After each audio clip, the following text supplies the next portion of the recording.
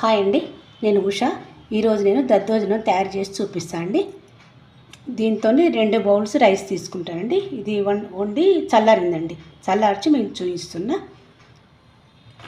ఇంకొకటి తీసుకుంటా అండి. 2 కప్పుల రైస్ అండి.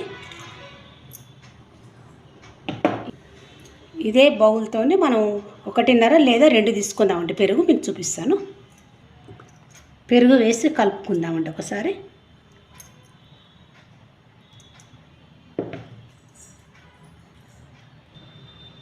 రెండు కప్పు పెరుగు కలుపుతున్నా అండి.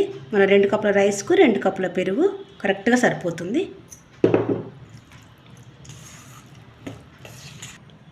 దీనికి కావాల్సిన ఇంగ్రీడియంట్స్ అండి: శొంఠి పొడి, శొంఠి మెయిన్ అండి దీనికి, పచ్చిమిర్చి,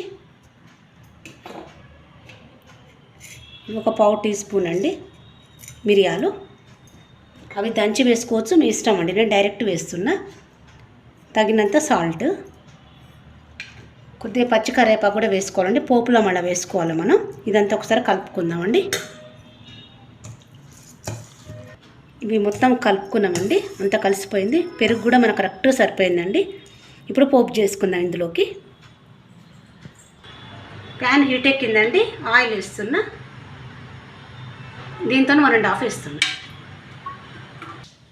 పోపు రెడీ అయిందండి.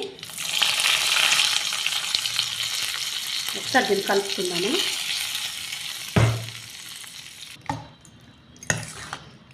రెడీ అయిపోయిందండి. ఇది దద్దోజనం రెడీ అయిందండి. కర్డ్ రైస్ కూడా అనుకోవచ్చు. ఇది చాలా బాగుంటుందండి టేస్ట్. ఇది మీకు నచ్చినట్టయితే లైక్ చేయండి, షేర్ చేయండి, సబ్స్క్రైబ్ చేయండి. థ్యాంక్ యూ అండి.